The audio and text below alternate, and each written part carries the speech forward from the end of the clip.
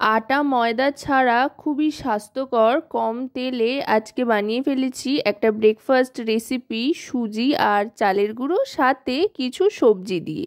রান্নাবাটির পক্ষ থেকে সকল দর্শক বন্ধুদের স্বাগত জানিয়ে শুরু করছি আজকের রেসিপি। খুব হেলদি একটা নাস্তা রেসিপি বা ব্রেকফাস্ট। এর জন্য নিয়ে নিয়েছি বাঁধাকপি কুচি। এখানে একটা মাঝারি সাইজের বাঁধাকপি 4 ভাগের 1 ভাগ নিয়ে নিয়েছি, আর নিয়ে নিয়েছি গ্রেট করা গাজর, পেঁয়াজ কুচি আর লঙ্কা কুচি। গ্রেট করা বাঁধাকপিটা প্রথমে নিয়ে নিচ্ছি মিক্সার বোলের মধ্যে, তারপরে নিয়ে নিচ্ছি গ্রেট করা গাজর।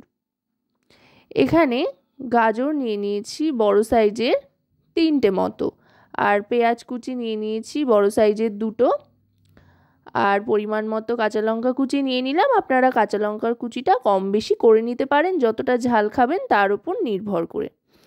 এবার এর মধ্যে দিয়ে দিচ্ছি পরিমাণ মতো লবণ।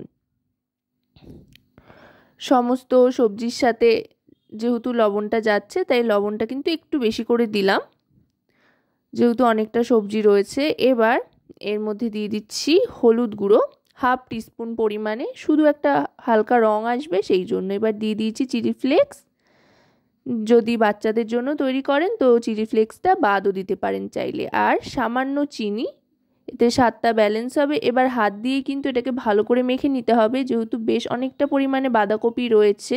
আর বাঁধাকপি কুচিটা কিন্তু এখানে সেদ্ধ করিনি, তাই ভালো করে হাত দিয়ে প্রেস করে মেখে নিলে কিন্তু অনেকটাই মজে আসবে এই সবজিগুলো, আর একটা জলও ছাড়বে সবজিগুলোর থেকে।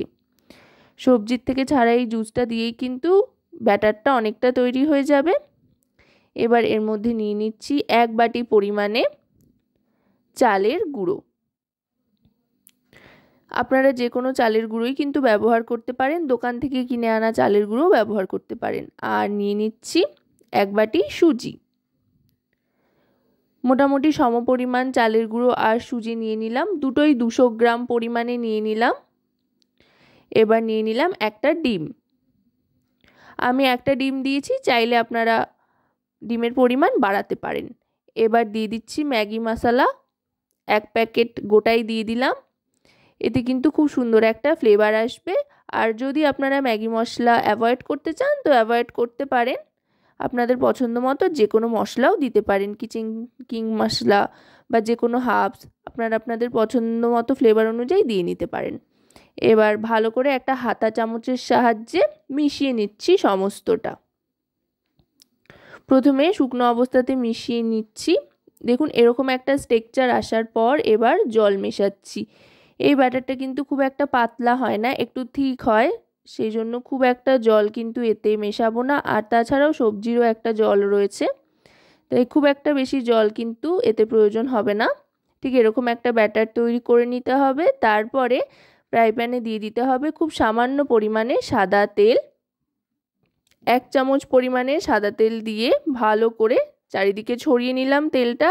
আর গ্যাসের ফ্লেমটা মিডিয়াম টু হাইতে রেখে এবার যে ব্যাটারটা তৈরি করেছি সেটা অল্প অল্প করে দিয়ে দিচ্ছি। এই মিশ্রণটা 2 হাতা পরিমাণে দিলাম, খুব একটা বড় কিন্তু এটা হবে না সাইজে, মাঝারি সাইজের হবে। আর এটা খুবই ক্রিস্পি হয় আর খেতেও খুবই সুস্বাদু হয়, তেমনই স্বাস্থ্যকর। এবার এটাকে দিয়ে দেখুন এভাবে ছড়িয়ে দিচ্ছি। এটা কিন্তু বেশ থিক হয়, খুব একটা পাতলা হবে না। গোলা রুটি যেমন পাতলা পাতলা আমরা বানিয়ে থাকি সেরকম কিন্তু এটা হবে না। আর পুরোপুরি গোল করারও কোনো ব্যাপার নেই। আপনারা যখন বানাবেন বাড়িতে আপনাদের পছন্দ মতো যে কোনো আকার আকৃতি কিন্তু দিয়ে নিতে পারেন।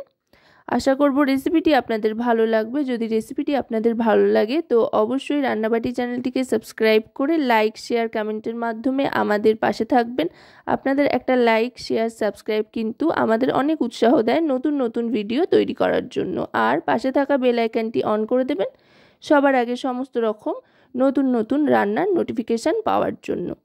এবার দুপিঠটা ভেজে নিয়ে আমি সার্ভ করে নিচ্ছি, আর এর সাথে টমেটো কেচাপ দিয়ে দিচ্ছি ভরিয়ে খাওয়ার জন্য। আপনারা কিন্তু আপনাদের পছন্দ মতো যে কোনো কিছু দিয়ে সার্ভ করতে পারেন এই জলখাবার।